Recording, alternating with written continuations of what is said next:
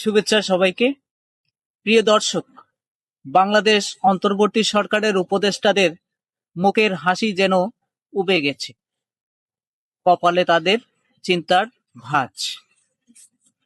যারা হাসতে হাসতে ক্ষমতা গ্রহণ করেছিলেন, হাসতে হাসতে দেশটাকে বদলে দেওয়ার গাল গল্প বলে বেড়াচ্ছিলেন, তাদের কপালে হঠাৎ চিন্তার ভাঁজ কেন, মুখের হাসি উধাও হলো কেন?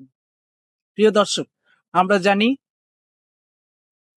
আগামী 2026 সনের ফেব্রুয়ারিতে তারা জাতীয় নির্বাচন অনুষ্ঠানের আয়োজন করছে, কিন্তু তবু জনসংখ্যা থেকে যাচ্ছে।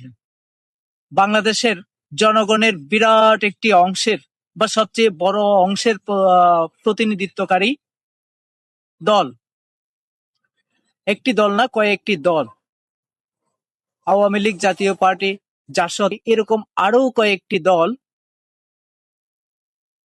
নির্বাচনে অংশ নিতে পারছে কিনা এখনো নিশ্চিত করা যায়নি। মানে এই যে এত বিরাট অংশের প্রতিনিধিত্বকারী এইসব দলকে বাদ দিয়ে নির্বাচন করা তাদের পক্ষে কতটা সম্ভব হবে? এরপরে আসছে জুলাই সনদের কথা। জুলাই সনদ তো খুব শীঘ্রই স্বাক্ষর হওয়ার কথা রয়েছে, কিন্তু সবচেয়ে বড় কথা হচ্ছে, যদিও এই জুলাই সনদ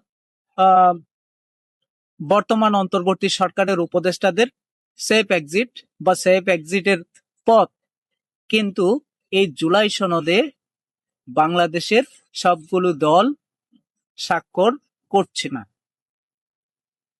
জাতীয় পার্টি তো জাতীয় ঐক্যমত্য কমিশনের আলোচনাই ছিল না। এরপরে সম্প্রতি কমিউনিস্ট পার্টি সহ আরো কিছু সম্ভাবনা দলে স্পষ্ট করে জানিয়ে দিয়েছেন যে তারা জুলাই সনদে স্বাক্ষর করছেন না।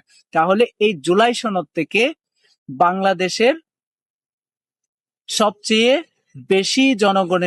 বেশি সংখ্যক জনগণের প্রতিনিধিত্বকারী দল বা রাজনৈতিক দলের অংশটি এই জুলাই সনদে স্বাক্ষর করছে না।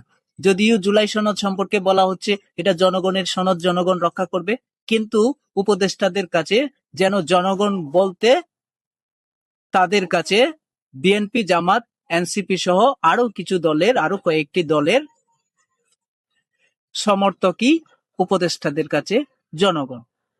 কিন্তু আওয়ামী লীগ, জাতীয় পার্টি, জাসদ, কমিউনিস্ট পার্টি সহ আরো যে কয়েকটি দল জুলাই সনদে স্বাক্ষর করবে না বা জুলাই সনদের আলোচনায় অংশগ্রহণ করেনি, তাদের সমর্থক বা তারা যে সংখ্যক জনগণের প্রতিনিধিত্ব করে বাংলাদেশে, সে সংখ্যক বা সে পরিমাণ জনগণের প্রতিনিধিত্ব কি বিএনপি, জামাত, এনসিপি সহ আরো যে কয়েকটি দল এরা করে? তাহলে আমরা দেখতে পাচ্ছি আওয়ামী লীগ, জাতীয় পার্টি, জাসদ সহ যে অংশটি জুলাই সনদ থেকে বাদ পড়ছে, সেই অংশটি বাংলাদেশের সবচেয়ে বেশি সংখ্যক জনগণের প্রতিনিধিত্বকারী। তাহলে এই জুলাই সনদ নিয়েও শঙ্কা রয়ে যাচ্ছে। যতদিন পর্যন্ত না জুলাই সনদ সংসদে গিয়ে পাস হয় অথবা সংসদে গিয়ে কার্যকর হয়, ততদিন পর্যন্ত